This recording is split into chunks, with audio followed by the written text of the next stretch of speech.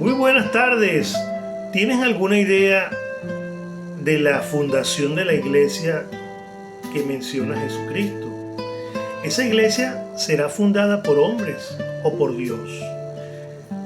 Vamos a tratar de iluminar eso con la palabra del Señor, con la Santa Biblia. Así que quédate unos minutos y vamos a ir haciendo este paseo bíblico a ver a dónde nos lleva.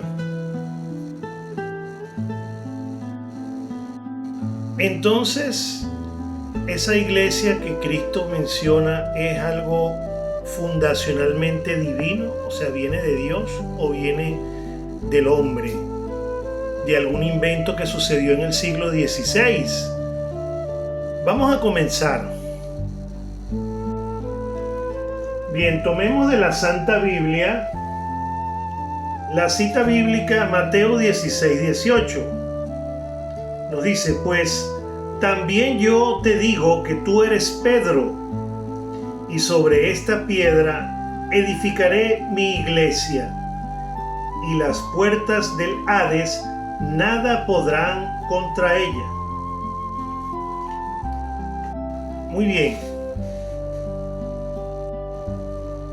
Se puede apreciar en esta cita bíblica que el Señor Jesucristo asigna a Pedro como cabeza de la iglesia, y viene de un contexto en el cual Jesucristo le pregunta a los apóstoles qué dice la gente que es Él.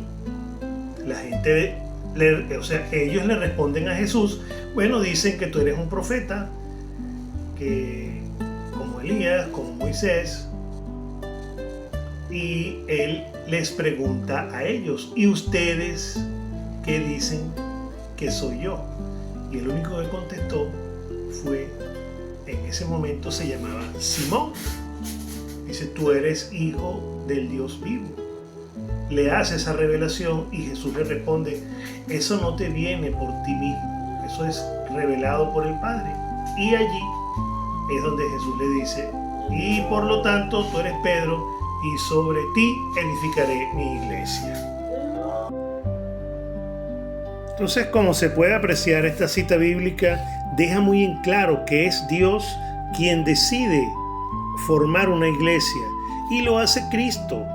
Dice, esta es mi iglesia, tú eres la piedra, tú eres el ángulo, el soporte de mi iglesia. Cristo habla de su iglesia, no habla de varias iglesias, habla de una sola iglesia. En ese sentido, Pedro sería la primera cabeza de esa iglesia. Luego la historia nos muestra que él es sucedido por Lino, y así viene una secuencia de sucesiones hasta llegar al Papa León XIV. Esto es fácilmente comprobable en la historia, es decir, Pedro es sucedido por Lino, después viene otro, y es ininterrumpido. En ningún momento se ha apreciado a través de la historia que haya habido una ausencia de autoridad para esa iglesia que fundó Cristo. Bien, continuemos nuestra investigación bíblica y nos vamos a dar cuenta que el apóstol San Pedro, en su segunda carta, él nos deja saber que la interpretación de la escritura no puede ser por cuenta personal, tiene que haber una estructura. Vamos a ver esa cita bíblica y vamos a escudriñarlo un poquito y sigamos avanzando en esta investigación.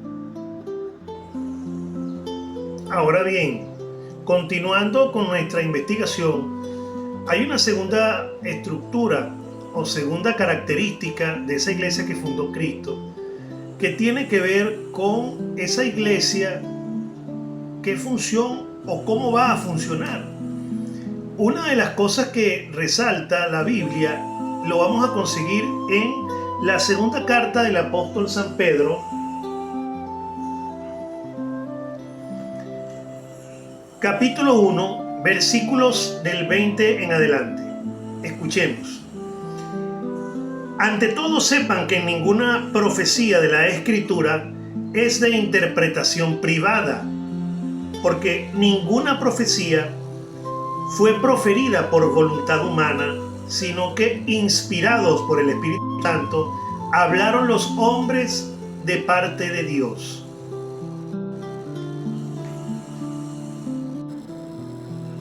Otra cita bíblica que es recomendable tomar en consideración para darnos cuenta que tiene que haber una autoridad, alguien formado, que venga pues de lo más cercano de Dios para ayudarnos a interpretar las cosas que están escritas.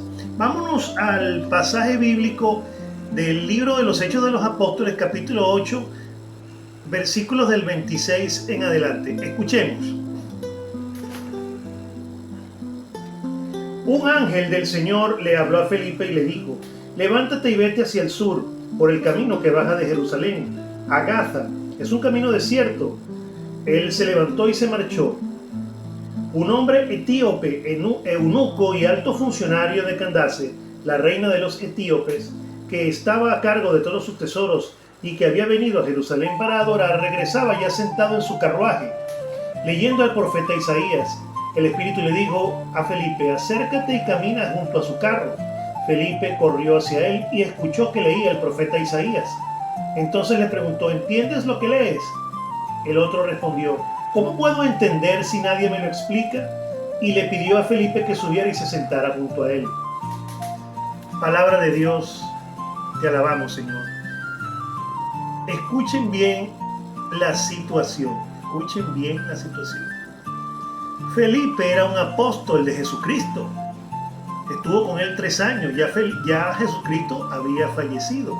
Y el Espíritu Santo lo lleva a que se encuentre con una persona que estaba necesitando, pues, clarificar qué decía el texto de Isaías. Es una muestra clara de que Dios asigna a personas que estén formadas para que enseñen a las otras personas que quieren saber de los misterios de Dios.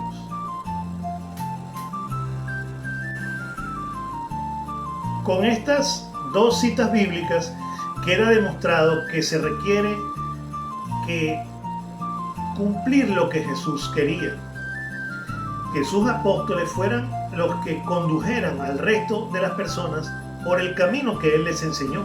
¿Y quién era Cristo? Pues Cristo era el Dios vivo, representado en su figura. En ese momento, 2 naturalezas, hombre y Dios, naturaleza divina y naturaleza humana. Pero Cristo era persona divina porque viene de Dios, es engendrado de Dios.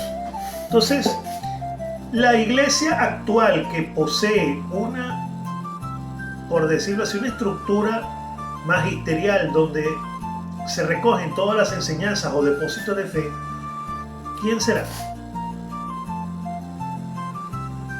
Investígalo.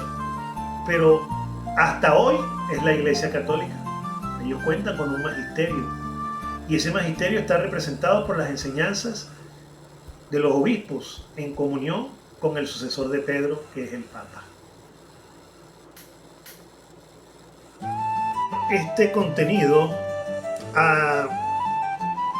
de acuerdo a unas, vamos a decirlo así, críticas que me han hecho algunas personas que son evangélicos y que me han interpelado en momentos en los cuales,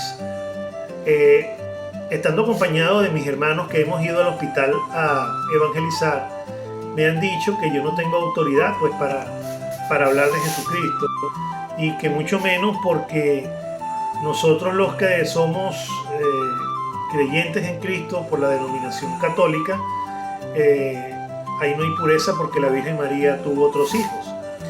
Entonces yo quiero regalarte, para cerrar este contenido, una cita bíblica que es tomada del Evangelio de San Juan, capítulo 19, versículos del 26 al 27.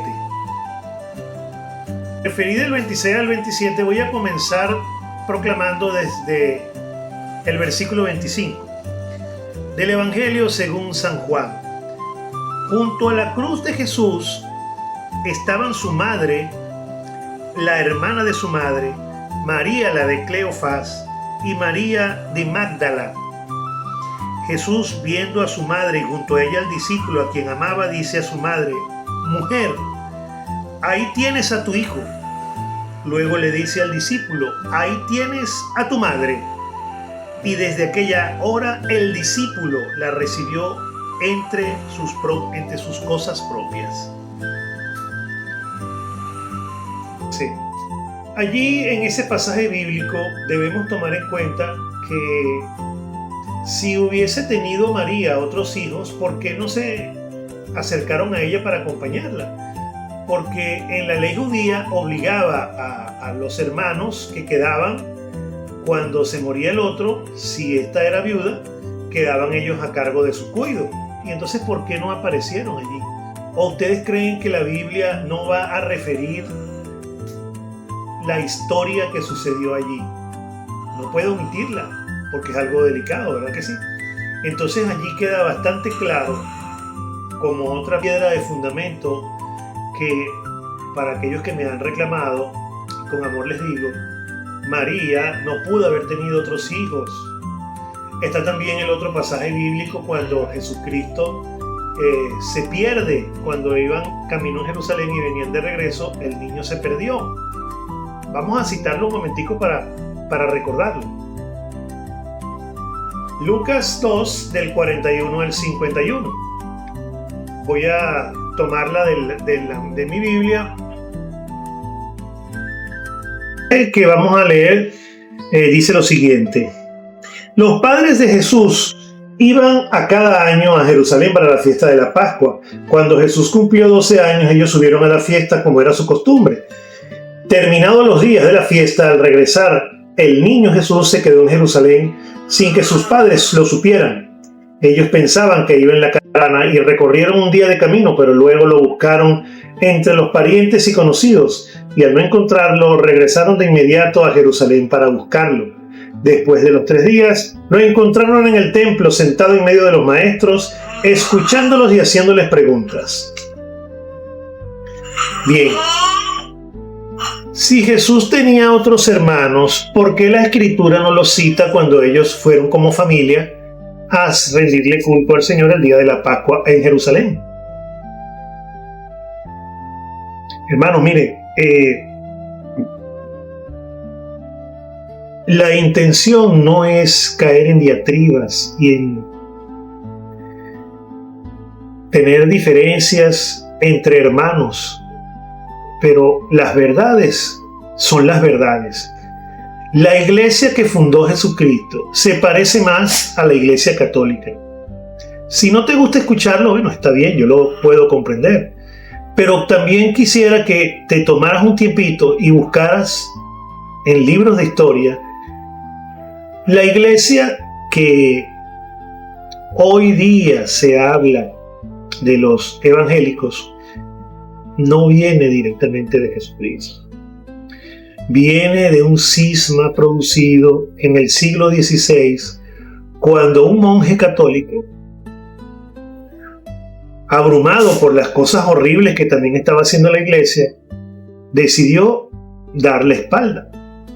Se le propuso que reformaran desde adentro las cosas que no estaban haciéndose bien, y él se opuso. Muchas personas testimoniaron que Martín Lutero tenía algunos problemas psicológicos y sufría de egocentrismo.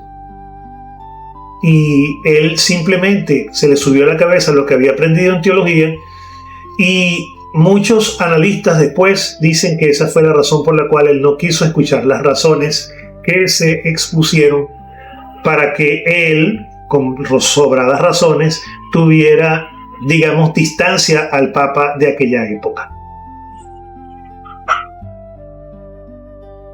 Pues entonces el Papa de esa época, que era León X, posteriormente, con las investigaciones que se han hecho, se ha descubierto que su gestión no era muy transparente. Pero aún así, cuando una persona pues se da a la iglesia, debe respetar la autoridad y esperar el momento preciso para actuar bajo cautela, porque recordemos que ese Papa viene a ser el sucesor de Pedro.